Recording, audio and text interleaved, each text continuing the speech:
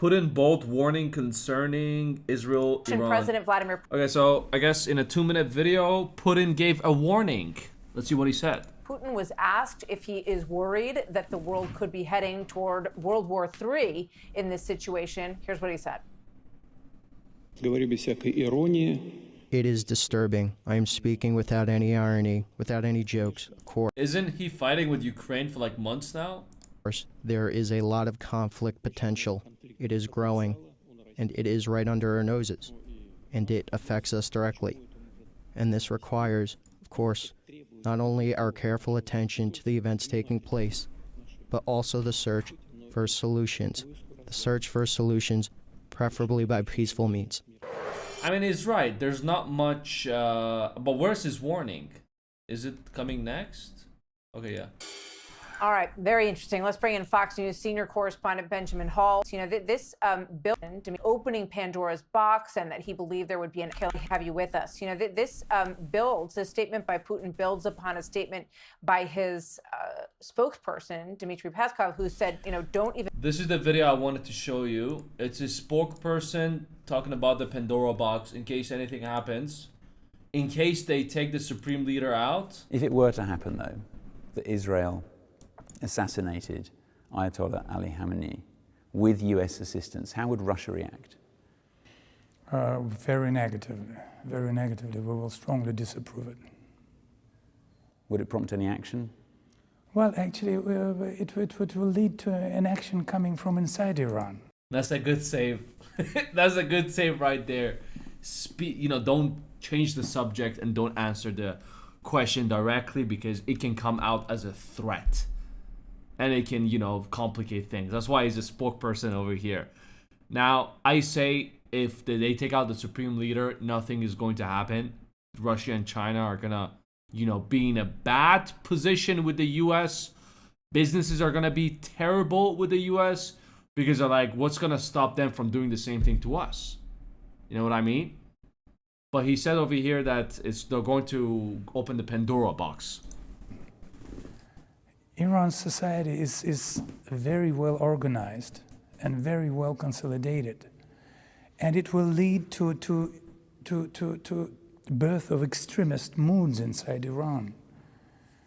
And those who are speaking about that, they should keep it in mind. They will open the Pandora box. I'll be honest with you, I don't know what the Pandora box is, but it sounds, from what I could find online after I searched it up, it says very serious consequences. Now, if 50,000 ballistic missiles, getting shot 100 a day, is it they're gonna drop like 10,000 a day on Israel or US? I don't know. I don't want to find out what the Pandora box is, and I hope we don't get to find out. This, like Putin says, it needs to be ended peacefully, because we're in 2025. We shouldn't be doing these things. We should be arguing, debating in rooms. We shouldn't be shit-talking each other. Khamenei, that would be opening Pandora's box, and that he believed there would be an outpouring of support for the Iranian regime. Your thoughts on where this stands, and Russia's bold talk, but not a lot of action on behalf of Iran? Yeah, Martha, it's fascinating. We hadn't heard as much as we expected to from Russia until the last few days. But look, Russia is looking at one of its closest allies right now. Iran is part of that coalition between... They're friends because of money, nothing else. Not money. Russia, Iran, North Korea. And if Iran were to fall, and everyone's looking not just at the nuclear deal, but perhaps if it were to fall, that takes a big ally away from Russia, and they will do everything they can to try and shore them up.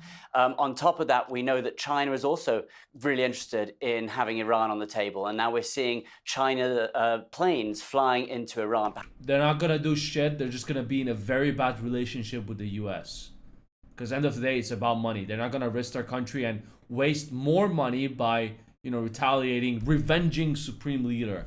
It's not gonna have to pull that's people not how out, things go. but also a real awareness of the 1.3 million barrels of oil a day that go from Iran to China. So you suddenly have this coalition of countries that have supported Iran who are pushing back against it. And of course, when Dmitry Peskov earlier said that, if the Ayatollah was assassinated, then that would lead to severe consequences, they are thinking about Putin as well. They do not want to send a message that you can get rid of the leader of a country because you are at war with them, because of course that is Putin's own spokesman when he says that. So those countries looking really, really closely, and I think would do whatever they can to keep those, to keep the Ayatollah. Iran is very big on business. They're very big on business. They profit a lot. Like there's a lot of tons of.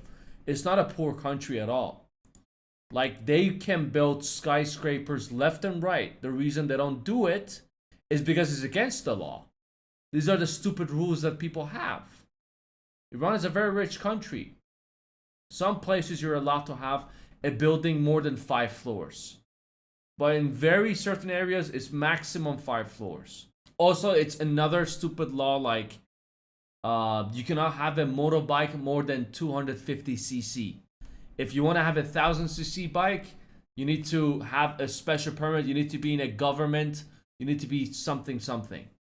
You have to be a big person. There's a lot of party stuff you need to do in order to get like a 500cc bike, 600 or 900 or 1000 plus. In power.